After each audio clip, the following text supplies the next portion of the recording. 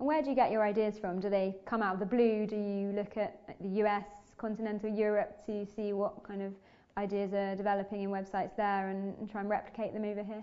I mean, we've grown and expanded what we do essentially by listening to our audience. So our audience are pretty savvy, and there's a lot of them, and they are the ones who are the eyes and ears often out there. So they will say, you know, whatever, 5 years ago, why can't we have an app?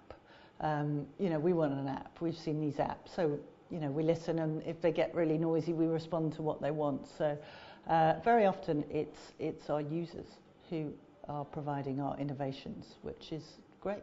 So do you think customer service is just as important for online businesses as offline high street businesses?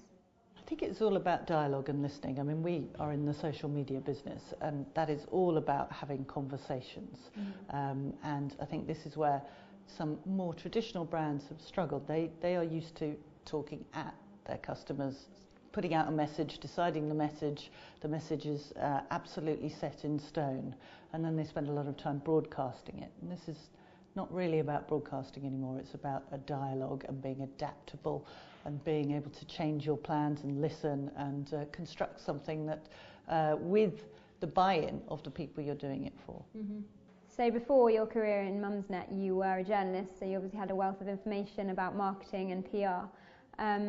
What's your advice to wannabe startups? How can they get their name known as successfully as Mumsnet has? Well, I think if you can get any press, obviously, is free publicity. So I think, you know, if you can come up with an angle that someone would want to write about. I mean, the first big piece of publicity we got was me writing an article for the Times about the diary of a dot-com startup during the crash. And it really was just a tale of woe, actually. And when I read it back the other day, and I thought, I can't believe we carried on, actually. You know, that if you can do that kind of thing, even if it's a local press or, you know, generate some kind of interesting media buzz, then it's well worthwhile. We've never spent a penny on marketing. And long may that last. So you mentioned getting your name in the traditional press. Do you think that's just as important now or more important as online methods, social marketing? Well, I think it's an amplification tool, like anything. You know, you've got to get people, whatever it is you're doing, you've got to get people to hear about it. And you have to use all the tools on offer. And that means word of mouth, it means social, it means Facebook, it means getting in the local paper, it means doing something that gets you on the 10 o'clock news. Getting sued is always a good idea, actually. Yeah, you talked about that in the book, and that was kind of what put you in the limelight. Yeah, well, it wasn't very pleasant at the time. I'm not being flippant about it. It was actually quite. This is the case with Gina Ford. Yeah.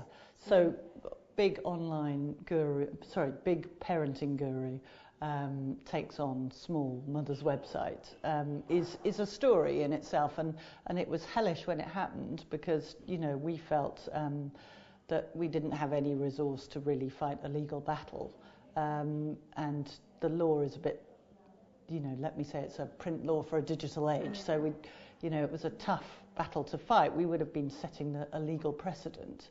I just had a baby. My business partner had just had a baby. You know, our houses were on the line here, and the cost of a law case, even if we won, were huge. So I'm not being flippant and saying go and get yourself sued to get press. But actually, as it turned out, it did put us on the map because we were all over the 10 o'clock news. Thanks very much, Justine. It's been really great talking to you. It's been a pleasure. And if you want to hear more about the Mumsnet story and that of a host of other big name websites, Entrepreneur is available now.